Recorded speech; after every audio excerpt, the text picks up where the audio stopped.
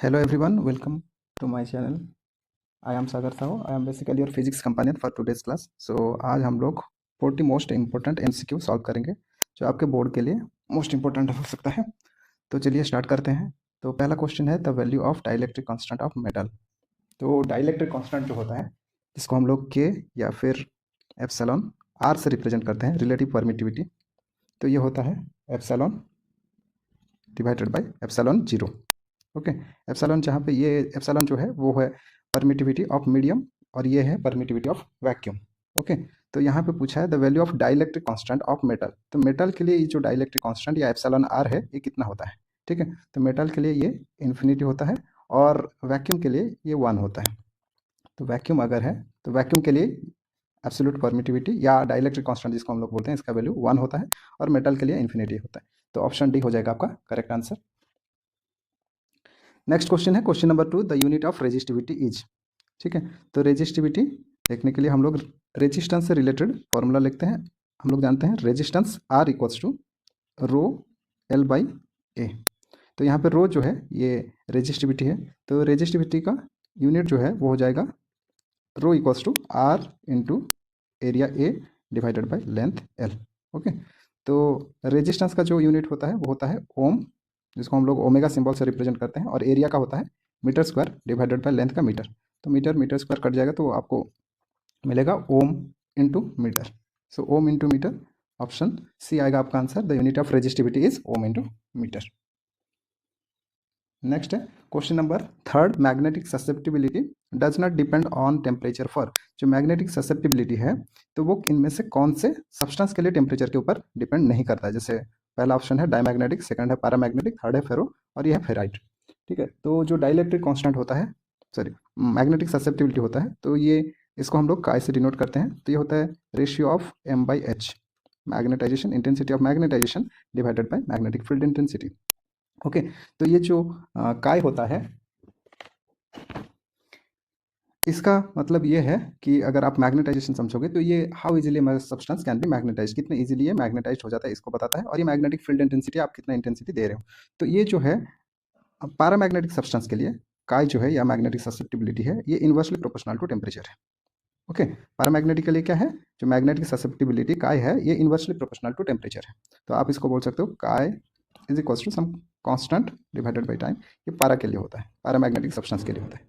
ठीक है, similarly magnetic susceptibility chi is 1 minus T minus sorry 1 divided by T minus T C के ऊपर depend करता है, जहाँ पे टी सी जो है इसको हम लोग क्यूरी टेम्परेचर बोलते हैं। तो क्यूरी टेम्परेचर क्या है, जिस टेम्परेचर पे ये जो फेरोमैग्नेटिक सब्सटेंस है तो ये पारा में कन्वर्ट हो जाए। ये जो सेकंड वाला फॉर्मूला है chi proportional to 1 by T minus T C, तो ये फेरोमैग्नेटिक सब्सटेंस के ऊपर डिपेंड करता है। मतलब मैग्नेटिक ससेप्टिबिलिटी जो है वो पैरामैग्नेट के लिए टेम्परेचर के ऊपर डिपेंड करता है, फेरोमैग्नेट के लिए भी टेम्परेचर के ऊपर डिपेंड करता है। तो किसके ऊपर डिपेंड नहीं करता है, ये डायमैग्नेटिक सब्सटेंस के लिए टेम्परेचर के ऊपर डिपेंड नहीं करता है। नेक्स्ट क्वेश्चन है the direction of induced current is found by. तो जो इंड्यूस्ड करंट हम लोग प्रोडक्शन करते हैं या इंड्यूस्ड करंट का डायरेक्शन हम लोग देखते हैं इलेक्ट्रोमैग्नेटिक इंडक्शन प्रोसेस के थ्रू में, तो वो कौन से लॉ से हम लोग डिटेक्ट करते हैं, कौन से लॉ से हम लोग बताते हैं। तो पहला ऑप्शन है लेंस लॉ, सेकंड है right hand thumb rule, third है एम्पियर स्विमिंग रूल और फोर्थ है फ्लेमिंग्स लेफ्ट हैंड रूल। ठीक है, तो इसमें से सही आंसर है लेंस लॉ। ठीक है, तो लेंस लॉ क्या बोलता है कि इसका जो इंड्यूस्ड करंट का डायरेक्शन होगा, the direction of induced current is such that it try to oppose the cause that produced it. जो कॉज है जिसके कारण ये प्रोड्यूस होता है उसको हमेशा अपोज करने की कोशिश करेगा। ठीक है, और आप ये जो राइट हैंड थंब रूल है, ये राइट हैंड थंब रूल नहीं, अगर राइट हैंड रूल बस रहता कि right hand Fleming's right hand rule, तो उस केस में ये फंक्शन करता है, मतलब ये डायरेक्शन बताता है। पर यहाँ पे राइट हैंड रूल नहीं दिया गया है, राइट हैंड थंब रूल दिया गया है, तो ये ऑप्शन गलत है। और थर्ड जो है एम्पियर स्विमिंग लॉ रूल जो है ये कर्ल बताता है, मगर आप अगर नॉर्मल आप अपने हाथ को घुमाओगे जो चारों फिंगर से, तो जो थंब रहेगा वो डायरेक्शन बताता है। ये एम्पियर स्विमिंग रूल जो है ये नॉर्मली आप बोल सकते हो मैग्नेटिक फील्ड जाने के लिए, और फ्लेमिंग्स लेफ्ट हैंड रूल जो है वो मैग्नेटिक फील्ड के प्रेजेंस में किसी कंडक्टर पे कितना फोर्स लगता है उसके लिए डिटेक्ट किया जाता है। नेक्स्ट क्वेश्चन देखते हैं velocity of electromagnetic wave in vacuum. Vacuum में जो वेलोसिटी ऑफ इलेक्ट्रोमैग्नेटिक वेव है या स्पीड ऑफ लाइट है तो उसका वैल्यू कितना है। तो इसका वैल्यू होता है C equals to 1 by mu zero epsilon zero root over. ठीक है, सो ये स्क्वायर रूट ऑफ आप बोल सकते हो म्यू जीरो एप्सिलॉन जीरो, ठीक है, 1/√, तो ये ऑप्शन ए आ जाएगा। ठीक है, अगर आपको ये पूछा जाए कि 1/μ0 एप्सिलॉन जीरो का रूट ओवर इसका डायमेंशन क्या है, तो इसका डायमेंशन किसके बराबर होगा, ये स्पीड ऑफ लाइट के बराबर होगा, तो LT-1 हो जाएगा। ठीक है, तो इस फॉर्मूला से आप स्पीड ऑफ मतलब इस क्वांटिटी का, ये जो 1/ε0 μ0 है, उसका रूट ओवर का आप वैल्यू फाइंड कर सकते हो, ये हो जाएगा LT-1। नेक्स्ट क्वेश्चन है when white light enters glass from air. ठीक है, when white light enters glass from air, तो ये अगर एयर है, जो यहाँ पे आप बोल सकते हो रेयर मीडियम है, ठीक है, और ये अंदर में ग्लास है जो डेंस मीडियम है। ठीक है, तो जब लाइट एयर से यानी रेयरर मीडियम से डेंसर मीडियम तरफ जाएगा, ठीक है, तो ये अपना पाथ डेविएट कर लेगा। ठीक है, मतलब अगर इसको ऐसा जाना है, ठीक है, तो ये वैसा ना जाके थोड़ा सा अपना पाथ चेंज करेगा और ये ऐसा बन जाएगा। ठीक है, ये रिफ्रैक्शन प्रोसेस जिसको हम लोग बोलते हैं, इसी के थ्रू में होता है। तो इसमें क्या होता है, इसमें फ्रीक्वेंसी चेंज नहीं होता है। ठीक है, इसमें फ्रीक्वेंसी चेंज नहीं होता है, बाकी स्पीड चेंज हो जाता है और वेवलेंथ चेंज हो जाता है। ठीक है, आप रिफ्रैक्टिव इंडेक्स कैलकुलेट करते हो तो उसमें आप देखते हो कि स्पीड चेंज हो जाता है। ठीक है, सिमिलरली वेवलेंथ भी चेंज होता है, तो इसमें ऑप्शन आ जाएगा बोथ स्पीड एंड वेवलेंथ, ये दोनों चेंज होंगे। चेंज कौन सा नहीं होगा, तो फ्रीक्वेंसी चेंज नहीं होता है।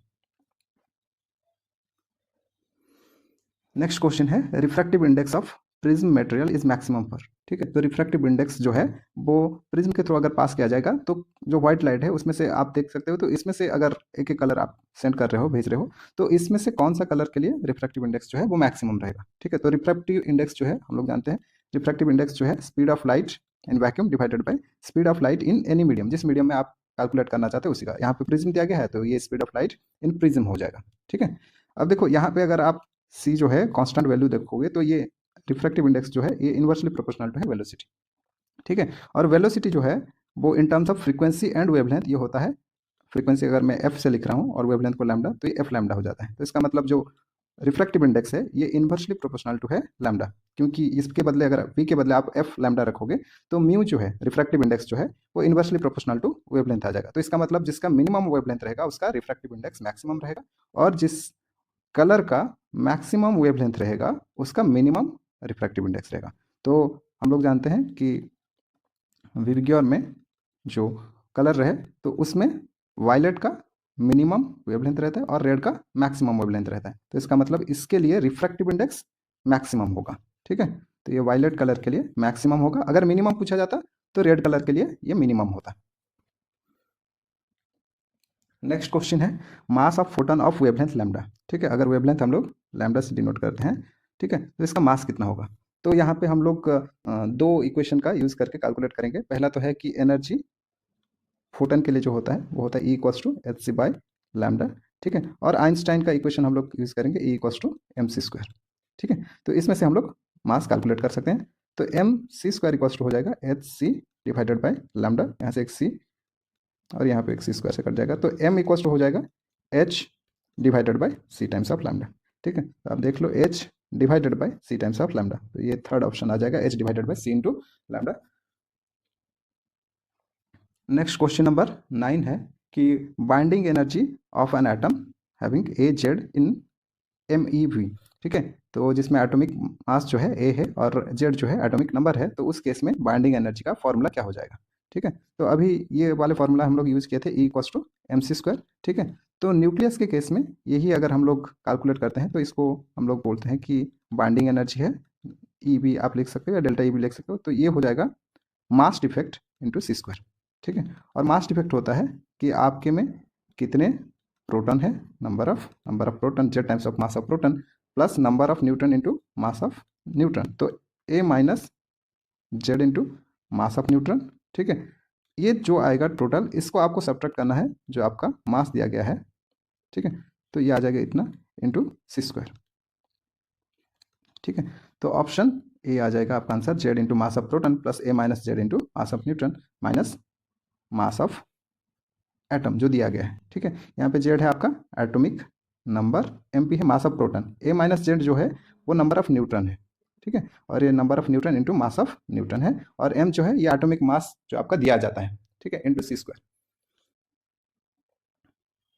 नेक्स्ट है potential barrier of PN junction does not depend on. जो पोटेंशियल बैरियर है वो किसके ऊपर डिपेंड नहीं करता है, पीएन जंक्शन पे। तो जब हम लोग पीएन जंक्शन डायोड समझते हैं तो इसमें हम लोग ये बनाते हैं कि एक साइड पी होता है, एक साइड एन साइड होता है, और इनके बीच में पी और एन के जहाँ पे कॉम्बिनेशन होता है या जंक्शन होता है वहाँ पे एक जंक्शन टाइप का बनता है, ठीक है। तो इसीलिए इसको हम लोग पीएन जंक्शन बोलते हैं। तो यहाँ पे एक पोटेंशियल क्रिएट होता है, ठीक है। तो पोटेंशियल जो क्रिएट होता है उसी को हम लोग बोलते हैं बैरियर पोटेंशियल, ठीक है। तो ये जो बैरियर पोटेंशियल है वो किसके ऊपर डिपेंड नहीं करता है, ठीक है। ये जो है फॉरवर्ड बायस के ऊपर डिपेंड करता है। फॉरवर्ड बायस मतलब क्या होता है कि आप पी साइड को बैटरी के पॉजिटिव से कनेक्ट करो और एन साइड को नेगेटिव से, तो ये फॉरवर्ड बायस होता है। फॉरवर्ड बायस पे ये जो बैरियर पोटेंशियल है ये कम हो जाता है, रिवर्स बायस में ये बढ़ जाता है, ठीक है। Next doping density. Doping density मतलब होता है कि आप नंबर ऑफ डोपेंट यानी जो आप बोल सकते हो इम्प्यूरिटी कितना ऐड कर रहे हो पर यूनिट वॉल्यूम के, तो डोपिंग डेंसिटी के ऊपर भी ये डिपेंड करता है। फॉरवर्ड बायसिंग पे भी डिपेंड करता है, डोपिंग डेंसिटी पे भी डिपेंड करता है, और टेम्परेचर के ऊपर भी डिपेंड करता है कि अगर आप टेम्परेचर बढ़ाओगे तो कोलिजन से क्या होगा, या कम करोगे तो कोलिजन होगा कि नहीं होगा, ज़्यादा रैपिड मोशन होगा कि नहीं होगा। तो ये किसके ऊपर डिपेंड नहीं करता, ये डिजाइन के ऊपर डिपेंड नहीं करता, मतलब शेप ऑफ डायोड के ऊपर डिपेंड नहीं करता है। आप कैसा डिजाइन बनाए हो, सिलिंड्रिकल बनाए हो या फिर सर्कुलर बनाए हो, स्फेरिकल बनाए हो, तो इसके ऊपर ये डिपेंड नहीं करता है। It does not depend on the shape of design, जिस डिजाइन पे आप बनाए हो, ठीक है। नेक्स्ट क्वेश्चन नंबर 11 है the unit of electric field intensity. तो इलेक्ट्रिक फील्ड इंटेंसिटी इसको हम लोग ई से डिनोट करते हैं। तो ई इक्वल्स टू होता है प्रॉपर डेफिनेशन के हिसाब से limit Q tends to zero F force divided by test charge Q होता है। तो लिमिट को अगर हम लोग हटा दें तो ये आ जाएगा फोर्स डिवाइडेड बाय चार्ज, ठीक है। तो फोर्स का यूनिट होता है न्यूटन और चार्ज का यूनिट होता है कूलम। ओके, सो न्यूटन पर कूलम, तो न्यूटन पर कूलम ऑप्शन ए आ जाएगा इसका सही आंसर। ये जो ऑप्शन बाकी आप चेक कर सकते हो, जूल पर कूलम, ठीक है। ये जो है पोटेंशियल का आ जाएगा, डब्ल्यू बाई क्यू आ जाएगा, ये उसका रेसिप्रोकल आ जाएगा, ये उसका रेसिप्रोकल है। नेक्स्ट है question number 12 the dimensional formula of resistance. Resistance का डायमेंशनल फार्मूला कैसे कैलकुलेट करेंगे, ठीक है। इसको भी हम लोग दो अलग अलग फार्मूला से डिराइव कर सकते हैं कि रेजिस्टेंस का क्या फार्मूला होगा, ठीक है। तो एक तो है ओम्स लॉ से आप डिराइव कर सकते हो, which says that V equals to I times of R. V जो है पोटेंशियल जो है वो करंट इनटू रेजिस्टेंस का मल्टीप्लीकेशन होता है। तो यहाँ से आप V जो है W बाई क्यू यूज़ कर सकते हो, वर्क डन पर चार्ज होता है पोटेंशियल आई आर, तो यहाँ से R आप कैलकुलेट कर सकते हो W बाई आई क्यू से, ठीक है। आई के लिए एम्पियर यूज कीजिएगा और क्यू के लिए एम्पियर डिवाइडेड बाय टाइम, ठीक है। या फिर और एक इजी प्रोसेस है power equals to I square, R से आप कैलकुलेट कर सकते हो, ठीक है। तो आर इक्वल्स टू हो जाएगा पावर बाय आई स्क्वायर। पावर होता है वर्क और energy by time into I square, ठीक है। और वर्क जो है वो एनर्जी के बराबर है, तो इसका जो यूनिट हो जाएगा वो हो जाएगा M L square T minus two divided by ये टाइम हो जाएगा और करंट का एम्पियर स्क्वायर, तो ये हो जाएगा M L square T minus three A minus two. Okay, so M L square T minus three A minus two, ठीक है। तो ये हो जाएगा ऑप्शन ए। नेक्स्ट है which of the following is not ferromagnetic, ठीक है। फेरोमैग्नेटिक क्या होता है कि फेरोमैग्नेटिक ऐसा सब्सटेंस जो मैग्नेटिक फील्ड के प्रेजेंस में स्ट्रांगली अट्रैक्टेड हो जाए, ठीक है। अगर ये यहाँ पे हम लोग फील्ड ड्रॉ कर रहे हैं कि ऐसे मैग्नेटिक फील्ड लाइन से या मैग्नेटिक फील्ड का डायरेक्शन है, तो इसके आसपास अगर कोई चीज़ है, यूनिफॉर्म मैग्नेटिक फील्ड है, तो इसके आसपास अगर कोई ऑब्जेक्ट है जो स्ट्रांगली इसमें अट्रैक्ट हो जाएगा, जैसे हम लोग जानते हैं आयरन जो है, ठीक है, आयरन जो है स्ट्रांगली अट्रैक्ट हो जाता है, तो वो एक फेरोमैग्नेटिक सब्सटेंस है। सेम निकल भी होता है, कोबाल्ट भी होता है, पर एल्यूमिनियम नहीं होता है, ठीक है। ये यहाँ पे फेरोमैग्नेटिक के एग्जाम्पल आप बोल सकते हो, इंपॉर्टेंट है कौन सा एग्जाम्पल है करके। तो एक है आयरन Fe, फिर है निकल Ni, फिर उसके बाद है कोबाल्ट। ओके, ये तीनों जो है फेरोमैग्नेटिक है। और पैरामैग्नेटिक में आता है आपके एल्यूमिनियम आता है, फिर उसके बाद आपका लिथियम आ जाता है और कैल्शियम भी आ जाता है, ठीक है। तो आप एल्यूमिनियम लिथियम इन सबको क्या मानोगे, पैरामैग्नेटिक इंडक्टेंस, ठीक है। तो सेल्फ इंडक्टेंस का फाइंड करने के लिए हम लोग फॉर्मूला यूज़ कर रहे हैं energy E equals to half L I square, ठीक है। तो यहाँ पे सेल्फ इंडक्टेंस एल हो जाएगा ये two of E bye I square, ठीक है। टू कांस्टेंट है तो उसका कोई डायमेंशन नहीं रहता है, तो एनर्जी का हो जाएगा M L square T minus two divided by current के लिए एम्पियर स्क्वायर, तो इसका आंसर आ जाएगा M L square T minus two A minus two, ठीक है। तो M L square T minus two A minus two, तो ऑप्शन सी आएगा इसका राइट आंसर। नेक्स्ट क्वेश्चन देखते हैं, question number 15 the wavelength of following is minimum. तो wavelength किस के लिए मिनिमम है, तो एक्सरे, अल्ट्रावायलेट, गामा, इलेक्ट्रॉन। तो वेवलेंथ जो है वो अगर आप देखोगे तो लैम्डा जो है वेवलेंथ है वो होता है h by P is equals to H by M B. ठीक है, तो यहाँ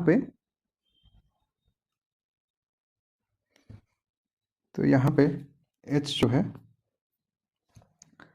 वो आपका प्लैंक्स कांस्टेंट है, एम जो है मास है, वी जो है वेलोसिटी है। ठीक है, तो इसमें से अगर आप देखोगे, ठीक है, तो गामा रेज के लिए मिनिमम रहता है। इलेक्ट्रॉन जो है यहाँ से अगर हम लोग कैलकुलेट करते हैं तो अलग अलग एनर्जी के लिए वेवलेंथ वेरी करता है, तो पर फिर भी जो इलेक्ट्रॉन का वेवलेंथ है वो गामा रे से थोड़ा ज़्यादा रहता है, तो सही आंसर आएगा गामा रेज, जो वेवलेंथ मिनिमम है वो गामा रेज के लिए। तो नेक्स्ट क्वेश्चन देखते हैं। If a concave mirror is dipped in water then its focal length. ठीक है, अगर एक कॉन्केव मिरर को आप क्या किए, पानी के अंदर में डिप कर दिए, तो उसका फोकल लेंथ क्या होगा, इंक्रीज होगा, डिक्रीज होगा, remain same, depend on radius. ठीक है, तो अगर आप एक कॉन्केव मिरर को क्या करते हो, पानी के अंदर में डिप कर देते हो, ठीक है, तो इसका जो फोकल लेंथ है वो सेम रहेगा, चेंज नहीं होगा। कैसे, तो हम लोग जानते हैं फोकल लेंथ एफ जो है वो होता है radius of curvature divided by 2। तो यहाँ पे आप देख सकते हो जो फोकल लेंथ है वो डिपेंड करता है रेडियस ऑफ कर्वेचर के ऊपर। ठीक है, तो क्योंकि यहाँ पे रेडियस ऑफ कर्वेचर का कोई वेरिएशन नहीं हो रहा है, तो फोकल लेंथ क्या रहेगा, सेम रहेगा, चेंज नहीं होगा। नेक्स्ट देखते हैं। Which of the following can not be polarized. ठीक है, इसमें से कौन सा है जो पोलराइज्ड नहीं हो सकता है। ठीक है, तो पोलराइज्ड कौन होता है, जो ट्रांसवर्स वेव होते हैं वो पोलराइज्ड होते हैं। ठीक है, जो ट्रांसवर्स वेव हैं वो क्या हो सकते हैं, वो पोलराइज्ड हो सकते हैं, पोलराइज होंगे। ठीक है, तो पोलराइज नहीं होंगे कौन सा, जो लॉन्गिट्यूडनल वेव है। ठीक है, जो लॉन्गिट्यूडनल वेव रहेंगे वो पोलराइज्ड नहीं होंगे। ठीक है, पोलराइज मतलब आप बोल सकते हो जो पोलराइजेशन प्रोसेस शो करेंगे, ठीक है, ये नहीं दिखाएंगे। लॉन्गिट्यूडनल, तो इसमें से हम लोग को चेक करना है बस ये कौन सा लॉन्गिट्यूडनल वेव है। तो हीट वेव जो है वो ट्रांसवर्स वेव होते हैं, रेडियो वेव जो है ये भी इलेक्ट्रोमैग्नेटिक वेव्स हैं तो वो भी ट्रांसवर्स वेव होते हैं। साउंड वेव जो है ये लॉन्गिट्यूडनल वेव होते हैं। एक्सरे जो है ये इलेक्ट्रोमैग्नेटिक वेव होते हैं, ये भी ट्रांसवर्स वेव रहते हैं। तो जो पोलराइज नहीं हो सकता वो हो सकता है साउंड वेव होगा, कि ये पोलराइज नहीं हो सकता है। नेक्स्ट है question number 18, the momentum of Foton of frequency new. ठीक है, तो अगर फ्रीक्वेंसी न्यू है, ठीक है, न्यू को हम लोग डिनोट करते हैं इसे, तो मोमेंटम कितना होगा, तो मोमेंटम पी जो होता है वो होता है एच बाई लैम्डा। ठीक है, और स्पीड जो होता है, वेलोसिटी जो होता है वो होता है म्यू टाइम्स ऑफ लैम्डा, तो लैम्डा हो जाएगा सी डिवाइडेड बाय न्यू। ठीक है, सी डिवाइडेड बाय म्यू, तो सो मोमेंटम पी हो जाएगा एच डिवाइडेड बाय, आप लैम्डा के बदल रखोगे सी बाय न्यू, तो ये न्यू ऊपर चल देगा। ठीक है, तो ये हो जाएगा H nu divided by C, H into nu divided by C, तो ऑप्शन डी आएगा सही आंसर। नेक्स्ट है question number 19, forbidden energy gap is maximum for, forbidden energy gap किसके लिए मैक्सिमम होता है। ठीक है, तो फॉरबिडन एनर्जी गैप क्या है कि अगर आप किसी मेटल हो, सेमीकंडक्टर हो या फिर इंसुलेटर हो, तो उसके लिए हम लोग जब बैंड थ्योरी के हिसाब से समझने की कोशिश करते हैं तो हम लोग बोलते हैं कि एक होता है वैलेंस बैंड, एक होता है कंडक्शन बैंड, और इन दोनों के बीच के गैप को हम लोग फॉरबिडन एनर्जी गैप बोलते हैं। तो ये कौन से केस के लिए मैक्सिमम होता है, मेटल के लिए मिनिमम होता है, सुपर कंडक्टर्स के लिए भी, और इंसुलेटर्स के लिए मैक्सिमम रहता है, सेमीकंडक्टर के लिए बीच में रहता है। तो जो ऑर्बिटल एनर्जी गैप होगा वो मैक्सिमम इंसुलेटर के लिए होगा।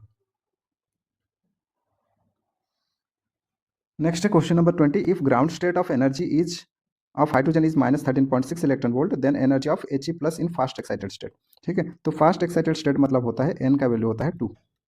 ठीक है, तो जो एनर्जी का फॉर्मूला होता है वो होता है -13.6 into Z square divided by N square. ठीक है, यहाँ पे जेड क्या है, ये एटॉमिक नंबर है, एन जो है वो आप बोल सकते हो स्टेट से। ठीक है, जैसे फर्स्ट स्टेट अगर बोला जाएगा या ग्राउंड स्टेट बोला जाएगा। ठीक है, ग्राउंड स्टेट मतलब n इक्वल्स टू 1 है, फर्स्ट एक्साइटेड स्टेट मतलब n इक्वल्स टू 2 है। ठीक है, तो यहाँ पे हीलियम के लिए पूछा गया है, तो हीलियम के लिए एटॉमिक नंबर जो है वो 2 होता है, तो ये हो जाएगा -13.6 इंटू जेड के लिए यानी 2 का स्क्वायर, तो हो जाएगा 4 डिवाइडेड बाई एन कितना है 2, तो 2 का स्क्वायर 4, तो ये 4 कैंसिल हो जाएंगे, तो आपको मिलेगा -13.6। ठीक है, तो -13.6 जो होगा वो होगा उसका करेक्ट आंसर।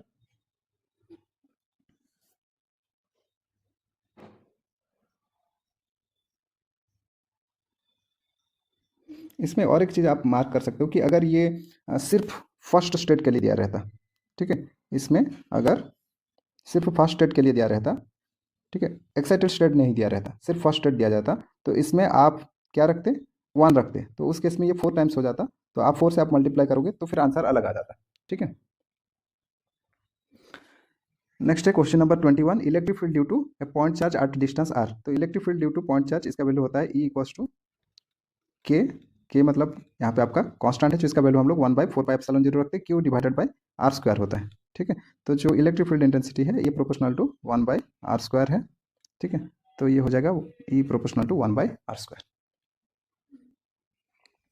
नेक्स्ट है question number 22, temperature coefficient of resistance is not negative. ठीक है, temperature coefficient of resistance, resistance का जो टेम्परेचर कोफिशिएंट है वो नेगेटिव नहीं है। मतलब क्या पूछ रहा है, ये पूछ रहा है पॉजिटिव किसके लिए है। नेगेटिव नहीं है मतलब क्या, पॉजिटिव किसके लिए है। ठीक है, तो पॉजिटिव किसके लिए है, तो आप ये सोचो कि टेम्परेचर जैसे हम लोग बढ़ाएंगे तो रेजिस्टेंस किसके लिए बढ़ जाएगा। ठीक है, तो किसके लिए बढ़ जाएगा, तो अगर आप टेम्परेचर दोगे तो मेटल के केस में क्या होता है कि जो इलेक्ट्रॉन्स है उसके अंदर में जो मोशन कर रहा है, जो रेजिस्टेंस प्रोवाइड करेगा, तो वो एक दूसरे से फिर से आयन और इलेक्ट्रॉन के बीच में कोलिजन होता है। तो इसके कारण क्या होता है, रेजिस्टेंस जो है वो बढ़ जाता है। तो पॉजिटिव किसके लिए होगा, मेटल के लिए होगा। ठीक है, और उसके बाद आप बोल सकते हो अगर इसके लिए पॉजिटिव है तो सेमीकंडक्टर के लिए ये जो है ये नेगेटिव रहेगा। ठीक है,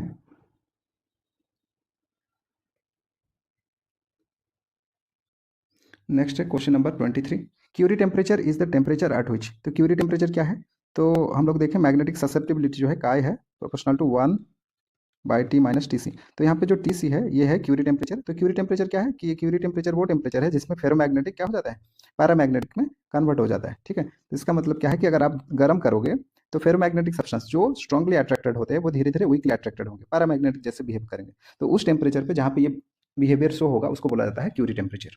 नेक्स्ट क्वेश्चन देखते हैं, which effect exhibited by an AC। तो AC मतलब यहाँ पे अल्टरनेटिंग करंट है। तो अल्टरनेटिंग करंट कौन सा इफेक्ट शो करता है, ठीक है, तो ये जो है मोस्टली हीटिंग इफेक्ट शो करता है। ठीक है, केमिकल इफेक्ट भी शो करता है पर बहुत नेग्लिजिबल है। डीसी केस में आप केमिकल इफेक्ट देख सकते हो। ठीक है, इलेक्ट्रोलिसिस।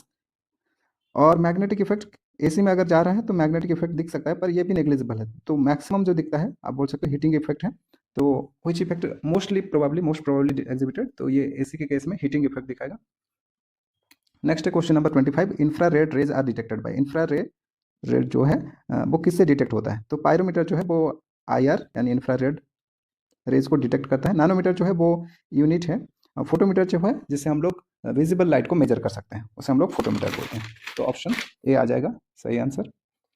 उसके बाद है working of optical fibre. Optical fibre का जो वर्किंग है वो किस पे बेस्ड है, तो ये टोटल इंटरनल रिफ्लेक्शन पे बेस्ड है। ठीक है, तो ऑप्टिकल फाइबर क्या करता है, जिसमें आप अगर किसी पाइप के थ्रू में लाइट भेजते हो तो ये इंटरनली रिफ्लेक्ट करते हुए जाता है। ठीक है, तो ये ऑप्टिकल फाइबर में हम लोग सिग्नल भेजते हैं कम्युनिकेशन पर्पज के लिए। ठीक है, नेक्स्ट क्वेश्चन देखते हैं,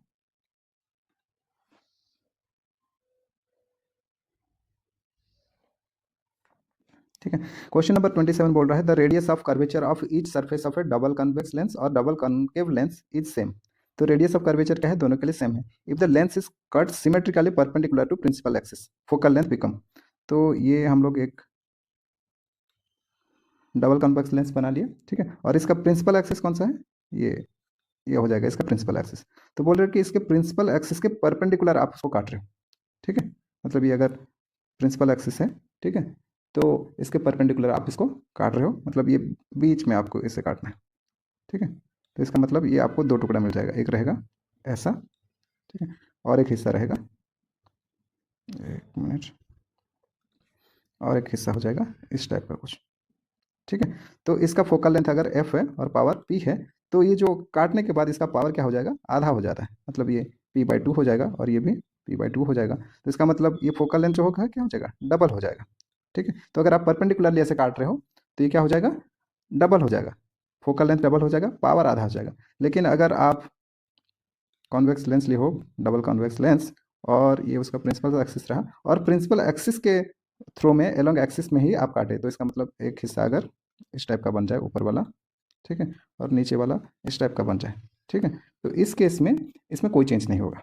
ठीक है, जो फोकल लेंथ है उतना ही रहेगा, पावर भी उतना ही रहेगा। ठीक है, तो यहाँ पे क्वेश्चन आपको ये वाला पूछा गया है, ठीक है, परपेंडिकुलर टू प्रिंसिपल एक्सिस, तो ये क्या होगा, डबल हो जाएगा, 2 टाइम्स हो जाएगा।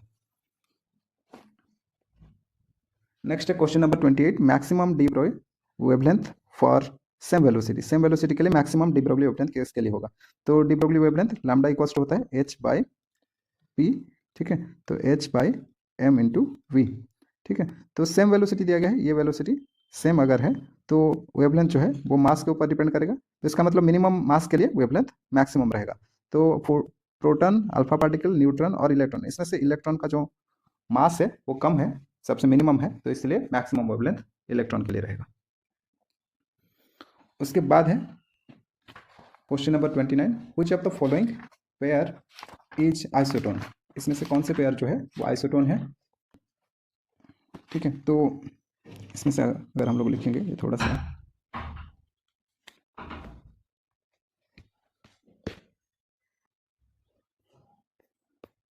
ओके, तो सेलेनियम 3474, ठीक है, तो ये हो गया 3474।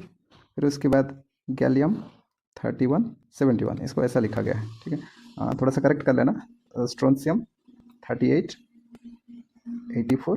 ठीक है, तो यहाँ पे आइसोटोन्स पूछा है। आइसोटोन्स मतलब होता है नंबर ऑफ न्यूट्रॉन्स जो है वो सेम होना चाहिए। ठीक है, तो न्यूट्रॉन कैसे हम लोग कैलकुलेट करते हैं, तो इसको अगर हम लोग देखेंगे इस क्वांटिटी के लिए, तो नंबर ऑफ न्यूट्रॉन हो जाएगा 71 माइनस 31।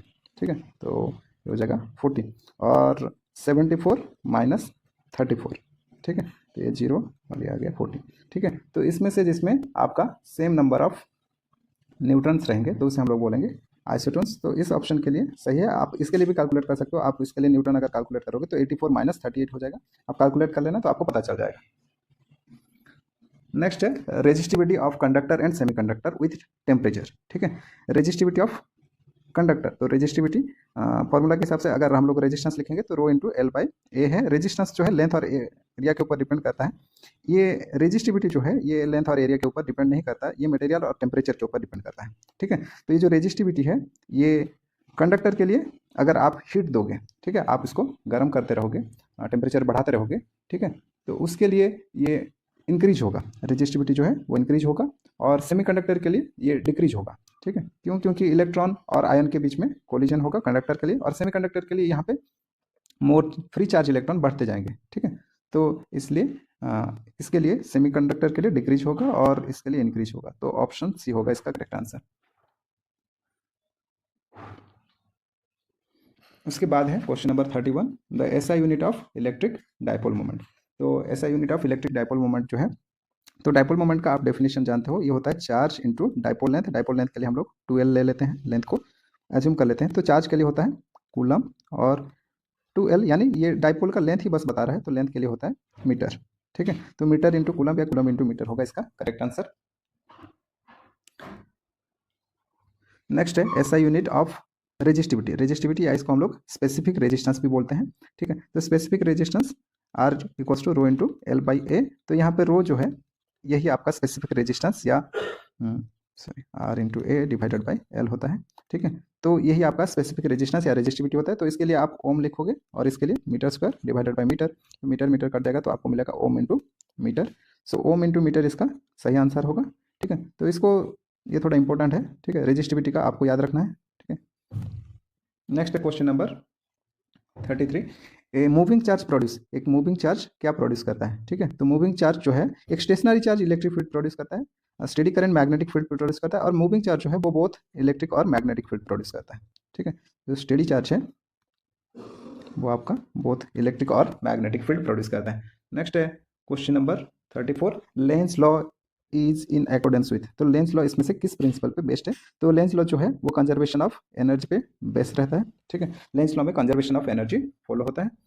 उसके बाद है which of the following is not an electromagnetic wave. इसमें से कौन सा जो है इलेक्ट्रोमैग्नेटिक वेव नहीं है? ठीक है, तो इलेक्ट्रोमैग्नेटिक स्पेक्ट्रम अगर आपको याद है तो इसमें हम लोग इंक्लूड करते हैं radio wave, microwave, IR, visible, UV, X ray, gamma ray, cosmic ray. ठीक है, तो इसमें से अगर आप देखोगे जो हीट रेडिएशन है ये भी एक इलेक्ट्रोमैग्नेटिक वेव है।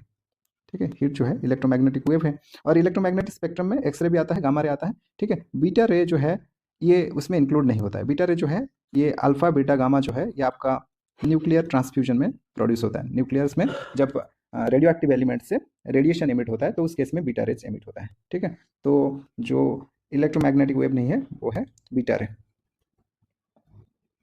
Next question, question number 36, linear magnification of plane mirror. ठीक है, तो लीनियर मैग्निफिकेशन क्या होता है? लीनियर मैग्निफिकेशन होता है हाइट ऑफ इमेज, इमेज का हाइट कितना है डिवाइडेड बाय ऑब्जेक्ट का हाइट कितना है। ठीक है, अगर किसी मिरर में, प्लेन मिरर या फिर कॉनकेव हो या फिर कॉन्वेक्स मिरर हो, तो उस केस में इमेज का हाइट और ऑब्जेक्ट का हाइट का रेशियो को हम लोग बोलते हैं मैग्निफिकेशन। ठीक है, तो मैग्निफिकेशन ये फॉर्मूला -b/u होता है मिरर के केस में, अगर आप इसको, और ये v/u होता है लेंस के केस में।